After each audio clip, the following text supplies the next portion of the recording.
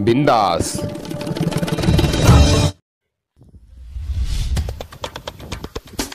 औरंगाबाद जिल्ह्यातील शिवूरजवळील सफियाबादवाडी शिवारातील शिरसाट वस्ती परिसरातील गट क्रमांक 1414 येथे शॉर्ट सर्किटने आग लागल्याने चारा भूस यासह ट्रॅक्टर जळून खाक झाले। सुदैवाने यात जीवितहानी झाली नाही। गोरख रंगनाथ जाधव यांनी जनावरांसाठी चारा व भूस संकलित केला होता।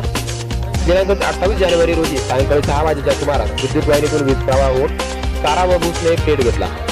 शेजारी असलेल्या ट्रॅक्टर देखील पेट घेतल्याने शेतकरी गोरख जाधव यांचे 4 लाख रुपयांचे नुकसान झाले आहे।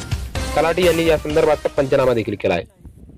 दरम्यान शेतकऱ्याला मदत मिळावी अशी अपेक्षा शेतकरी कुटुंबातून होत आहे। टीम एमएच बिंदासकरिता प्रतिनिधी सौरभ लाखे, शिवूर, सफियाबादवाडी, औरंगाबाद।